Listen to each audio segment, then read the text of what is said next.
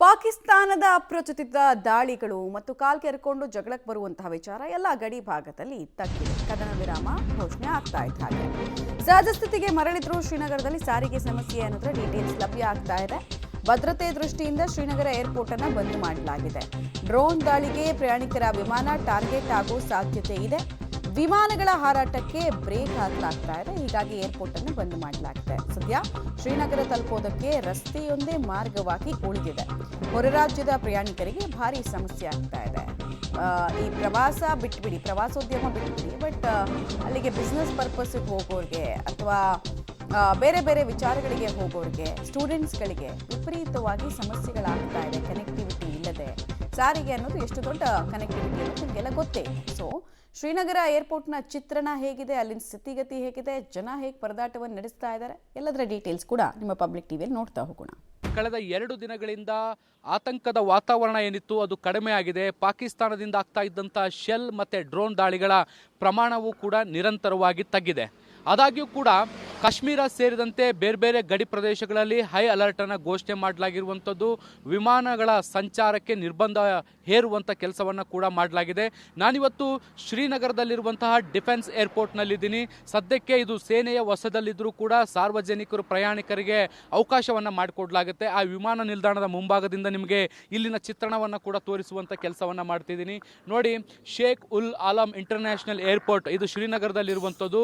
ಇದು ಸೇನೆಯ ಅಡಿಯಲ್ಲಿ ಕಾರ್ಯಾಚರಣೆ ಮಾಡುವಂತಹ ಒಂದು ವಿಮಾನ ನಿಲ್ದಾಣ ಆಗಿರುವಂಥದ್ದು. ಯಾಕೆಂದರೆ ಜಮ್ಮು ಮತ್ತು ಕಾಶ್ಮೀರ ಭಾಳಷ್ಟು ಸೂಕ್ಷ್ಮ ಪ್ರದೇಶ, ಅದರಲ್ಲೂ ಕೂಡ ಕಾಶ್ಮೀರದಂಥ ಸೂಕ್ಷ್ಮ ಪ್ರದೇಶ ಆಗಿರುವಂಥ ಹಿನ್ನೆಲೆಯಲ್ಲಿ ಇಲ್ಲಿನ ಏರ್ಪೋರ್ಟ್ ನಿರ್ವಹಣೆಯನ್ನು ಸೇನೆಯೇ ಮಾಡುವಂಥದ್ದು. ಸೊ ಈ ದೃಶ್ಯಗಳನ್ನು ಕೂಡ ನೀವು ಗಮನಿಸ್ತಾ ಇದ್ದೀರಿ. ಕಳೆದ 2 ದಿನಗಳಿಂದ ಗಡಿಗಳಲ್ಲಿ ಆತಂಕದ ವಾತಾವರಣ ಏನು ನಿರ್ಮಾಣ ಆಗಿತ್ತು ಅದು ಸಡಿಲಗೊಂಡಿರುವಂಥದ್ದು. ಪಾಕಿಸ್ತಾನದಿಂದ ನಡೀತಾ ಇದ್ದಂತಹ ದಾಳಿಗಳು ಕೂಡ ಕಡಿಮೆ ಆಗಿದ್ದಾವೆ. ಹಾಗಾಗಿ ಒಂದು ಎಲ್ಲ ಭಾಗದಲ್ಲೂ ಕೂಡ ಮಾರುಕಟ್ಟೆಗಳು ಮತ್ತೆ ತೆರೀತಾ ಇದ್ದಾವೆ. ಜನಜೀವನ ಸಾಮಾನ್ಯ ಸ್ಥಿತಿಗೆ ಬರ್ತಾ ಇದೆ. ಆದಾಗ್ಯೂ ಕೂಡ ಇಲ್ಲಿಂದ ಹೊರಡುವ ಮತ್ತೆ ಆಗಮಿಸುವಂತಹ ವಿಮಾನಗಳನ್ನು ನಿರ್ಬಂಧಿಸುವಂಥ ಕೆಲಸವನ್ನು ಸದ್ಯಕ್ಕೆ ಮಾಡಲಾಗಿದೆ. ಇನ್ ಕೇಸ್ ಪ್ರವಾಸಿಗರು ನೀವು ಬೇರೆ ಬೇರೆ ಭಾಗಗಳಿಂದ ಏನಾದರೂ ಶ್ರೀನಗರ್ಗೆ ಬರಬೇಕು ಅಂದರೆ ಸದ್ಯಕ್ಕೆ ಸಾಧ್ಯ ಆಗಲ್ಲ. ಕಾರಣ ಇಲ್ಲಿಗೆ ಯಾವುದೇ ವಿಮಾನಗಳ ಸಂಪರ್ಕ ಸದ್ಯಕ್ಕೆ ಇಲ್ಲ. ಯಾಕೆಂದರೆ ಪಾಕಿಸ್ತಾನ ಹೇಳಿ ಕೇಳಿ ನಂಬಿಕೆಗೆ ಅರ್ಹವಾದ ದೇಶ ಅಲ್ಲ. ಹೀಗಾಗಿ ಯಾವುದೇ ಸಂದರ್ಭದಲ್ಲಿ ದಾಳಿಗಳಾಗುವಂಥ ಸಾಧ್ಯತೆಗಳಿರುವಂಥ ಹಿನ್ನೆಲೆಯಲ್ಲಿ ಶ್ರೀನಗರ ಸೇರಿದಂತೆ ರಾಜ್ಕೋಟ್, ಚಂಡೀಗಢ, ಲೇ, ಜಮ್ಮು, ಇದ್ರ ಜೊತೆಗೆ ಅಮೃತ್ಸರ್ ಹೀಗೆ ಪ್ರಮುಖ ಗಡಿ ಭಾಗಗಳಲ್ಲಿರುವಂತಹ ಎಲ್ಲ ವಿಮಾನ ನಿಲ್ದಾಣಗಳನ್ನು ಸಂಪೂರ್ಣವಾಗಿ ಕಾರ್ಯಾಚರಣೆಯನ್ನು ನಡೀತಾ ಇತ್ತು. ಅದನ್ನು ನಿರ್ಬಂಧಿಸುವಂಥ ಕೆಲಸವನ್ನು ಮಾಡಲಾಗಿದೆ. ಪ್ರಯಾಣಿಕ ವಿಮಾನಗಳನ್ನು ಟಾರ್ಗೆಟ್ ಮಾಡಿ ಪಾಕಿಸ್ತಾನ ದಾಳಿ ಮಾಡುವಂಥ ಸಾಧ್ಯತೆಗಳು ಕೂಡ ಇದ್ದಾವೆ. ನೋಡಿ, ಕದನ ವಿರಾಮ ಘೋಷಣೆಯಾದ ಬಳಿಕವೂ ಕೂಡ ಅಮೃತ್ಸರ್ ಸೇರಿದಂತೆ ಕೆಲವೊಂದಿಷ್ಟು ಗಡಿ ಭಾಗದ ಪ್ರದೇಶಗಳಲ್ಲಿ ಪಾಕಿಸ್ತಾನ ಡ್ರೋನ್ ದಾಳಿ ಮಾಡಿದಂಥ ಉದಾಹರಣೆಗಳು ಕೂಡ ಇದ್ದಾವೆ. ಸೊ ಹೀಗಾಗಿ ಪ್ರಯಾಣಿಕರ ಸುರಕ್ಷತೆಯ ದೃಷ್ಟಿಯಿಂದ ಈ ಒಂದು ನಿರ್ಧಾರವನ್ನು ಈಗ ಸದ್ಯಕ್ಕೆ ಸರ್ಕಾರ ತೆಗೆದುಕೊಂಡಿರುವಂಥದ್ದು. ಈ ಹಿಂದೆ 36 ಮಾರ್ಗಗಳಿಗೆ ನಿರ್ಬಂಧಿಸುವಂಥ ಕೆಲಸವನ್ನು ಮಾಡಲಾಗಿತ್ತು.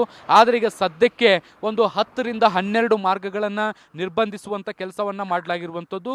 ಮುಖ್ಯವಾಗಿ ಅದರಲ್ಲೂ ಶ್ರೀನಗರ, ಜಮ್ಮು, ಲೇ, ಇದರ ಜೊತೆಗೆ ಅಮೃತ್ಸರ್, ರಾಜ್ಕೋಟ್ ಇವೆಲ್ಲ ಗಡಿಗಳಿಗೆ ಹೊಂದಿಕೊಂಡಿರುವಂತಹ ವಿಮಾನ ನಿಲ್ದಾಣಗಳಾಗಿರುವಂಥದ್ದು.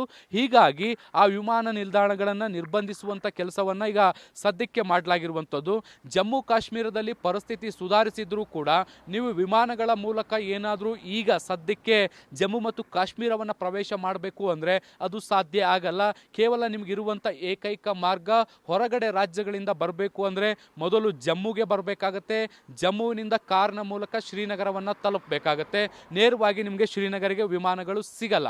ಆದಾಗ್ಯೂ ಕೂಡ ಇಡೀ ನಗರದಲ್ಲಿ ಈಗ ಸಾಮಾನ್ಯ ಸಹಜ ಸ್ಥಿತಿಗೆ ಬರ್ತಾ ಇದೆ. ಪರಿಸ್ಥಿತಿ ಸಂಪೂರ್ಣವಾಗಿ ಸುಧಾರಿಸ್ತಾ ಇದೆ.